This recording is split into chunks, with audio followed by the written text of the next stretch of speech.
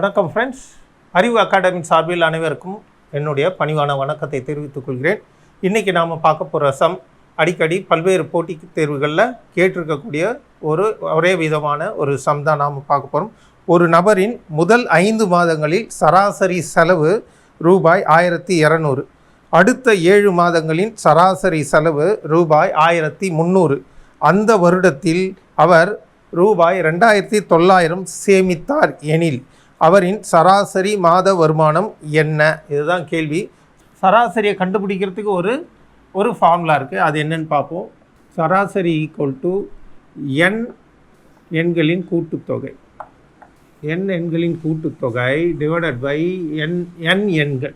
இதுதான் அந்த சராசரிக்கு உண்டான ஃபார்முலா. n எண்களின் கூட்டுத்தொகைனா என்னெல்லாம் டேட்டாஸ் கொடுத்துருக்குறாங்களோ அதனுடைய கூட்டுத்தொகை. ஆக இதில் பார்த்தீங்கன்னா ஒருத்தரோட வருமானம், அவர் எவ்வளோ மீதம் பிடிச்சாரு அப்படின்றது தான் கணக்கு. அப்போது இந்த கணக்கு நம்ம அவருடைய மாத வருமானம் தான் இப்போ நம்ம கால்குலேட் பண்ண போகிறோம். மாத வருமானம் என்ன வருதுன்னா ஃபஸ்ட்டு 5 மாதத்தில் அவர் செலவு 5 மாதங்கள் சராசரி செலவு பார்த்திங்கன்னா 1200. அப்போ ஃபஸ்ட்டு 5 மாதம் இன்ட்டு 1200. இப்போ சராசரியாக அவர் ஒவ்வொரு மாதத்துக்கும் 1200 ரூபா ஃபஸ்ட்டு 5 மாதத்துக்கு செலவு பண்ணுறாரு. அதனால் அதை மல்டிபிள் பண்ணோம். அதை பண்ணிவிட்டு அடுத்தது பார்த்திங்கன்னா 7 மாதம், மொத்தம் 12 மாதம் இல்லையா, ஒரு வருஷத்துக்கான செலவு ப்ளஸ் அவர் சேமித்தது கொடுத்துருக்குறாங்க. இப்போ ஃபஸ்ட்டு 5 மாதத்துக்கான செலவு இது. அடுத்தது 7 மாதத்துக்கான செலவு பார்த்திங்கன்னா 1300 ரூபா. 1300 ரூபா. அதுக்கப்புறம் அவர் ஒரு சேவிங்ஸ் பண்ணுறாரு. அவருக்கு கையில் கொஞ்சம் கேஷ் மீந்துடுது. அந்த தொகை பார்த்திங்கன்னா 2900 ரூபா. மொத்தம் எத்தனை மாதத்துக்கு பண்ணியிருக்கிறாரு? 12 மாதத்தோட டோட்டல் கால்குலேஷன் இது. ஆக இப்போ இது மொத்தத்தையும் அவருடைய மாத வருமானத்தினுடைய சராசரி, மாத வருமானம் சராசரி அந்த ஒரு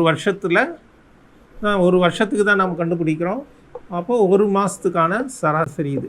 சரி, இப்போ இதை கால்குலேட் பண்ணுவோம். 5 × 5 12 60. அங்கே ஒரு 2 0 இருக்குது. அப்போ இது 6000 ரைட்டுங்களா? ஃபஸ்ட்டு இதை தனியாக பெருக்கணும், அப்புறம் இதை தனியாக பெருக்கணும். இப்போ 7 × 13 9100 ப்ளஸ் 2900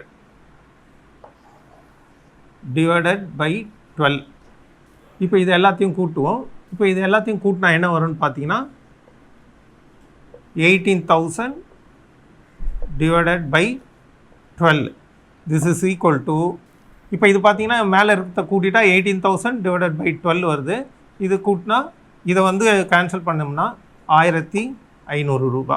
இதுதான் அவரோட சராசரி மாத வருமானம்.